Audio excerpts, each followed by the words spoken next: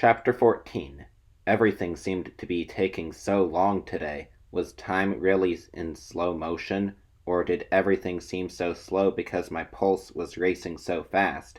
I was so eager to get my proof and get out of there. But Mr. Mortman was taking his good old time. He shuffled through a stack of papers, reading some of them, folding some of them in half, and tossing them in the wire trash basket beside his desk. He hummed to himself as he read through the entire stack. Finally, he got to the bottom of the pile and tossed the final sheet away. Now, I thought, now you'll start your monster routine, won't you, Mr. Mortman? But no, he lifted a stack of books from his desk and carried them to the shelves. Humming loudly, he began returning the books to their places. I pressed myself into the shadows, hoping he wouldn't come to my row. I was near the far wall in front of the row of the microfiche machines. Please, let's get on with it, I begged silently.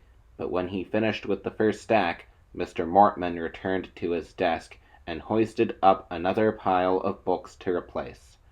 I'm going to be late for dinner, I realized with a growing sense of dread. My parents are going to kill me. The thought made me chuckle. Here I was, locked inside this creepy old library with a monster, and I was worried about getting scolded for being late for dinner.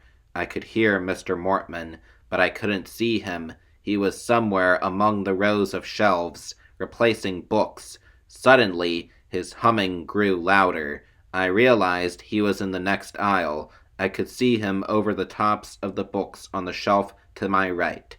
And that meant he could see me.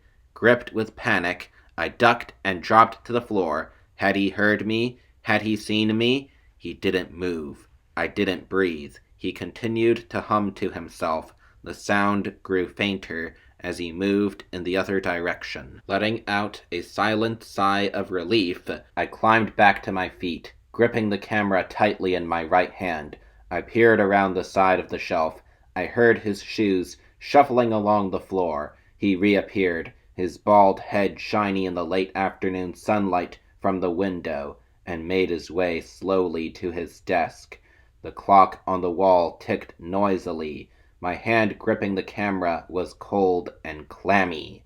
Watching him shuffle things around inside his desk drawer, I suddenly lost my nerve.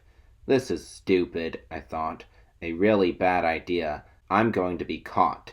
As soon as I step out to snap the picture, he'll see me. He'll chase after me. He won't let me get out of the library with this camera. He won't let me get out of here. Turn and run, a voice inside my head commanded. Quick, while you have the chance. Turn and run. Then another voice interrupted that one. He isn't going to turn into a monster tonight, Lucy, the voice said. You're wasting your time. You're getting yourself all nervous and scared for no reason. My mind was spinning, whirring with voices and frightening thoughts. I leaned hard against the wooden shelf. Steadying myself, I closed my eyes for a moment, trying to clear my head. How many shots can you take? A voice in my head asked. Can you shoot off 3 or 4 before he realizes what is happening? You only need 1 good shot, another voice told me. 1 good, clear shot will be the proof you need. You'd better hope he's humming very loudly, another voice said. Otherwise he'll hear your camera shutter click. Turn and run, another voice repeated. Turn and run. You only need 1 good shot. Don't let him hear your shutter click. I stepped forward and peered around the shelf. Mr. Mortman, humming happily away, was reaching for the fly jar. Yes, I cried silently. Finally! Dinner time, my timid friends, I heard him say in a pleasant sing-song, and as he started to unscrew the jar lid, his head began to grow. His eyes bulged, his mouth twisted open and enlarged. In a few seconds, his monstrous head was bobbing above his shirt. His snake-like tongue flicked out of his black mouth as he removed the jar lid and pulled out a handful of flies. Dinner time, my timid friends. Picture time, I thought, gathering my courage. I raised the camera to my eye with a trembling hand. I gripped it tightly with both hands to keep it from shaking. Then, holding my breath, I leaned as far forward as I could. Mr. Mortman was downing his first handful of flies, chewing noisily, humming as he chewed. I struggled to center him in the viewfinder. I was so nervous. The camera was shaking all over the place. I'm so glad he's humming, I thought, raising my finger to the shutter button. He won't hear the camera click. I'll be able to take more than one shot. Okay. He was still enjoying his first batch of tender flies. Now! I told myself. I was about to push the button when Mr. Mortman suddenly turned away. With a gasp, I stopped myself just in time. My pulse was pounding at my temples so hard I could barely see straight. What was he doing?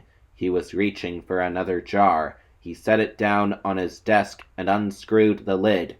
I raised the camera again and squinted at him through the viewfinder. What did he have in this jar? Something was fluttering in there. It took me a while to realize they were moths. White moths. He closed his fist around one and shoved it hungrily into his mouth. Another moth fluttered out of the jar before he could close the lid. Mr. Mortman's eyes bulged like toadstools, growing out of his balloon-like head. His mouth twisted and coiled as he chewed the moth. Taking another deep breath and holding it, I leaned forward as far as I could, steadied the camera in front of my eye, and snapped the shutter.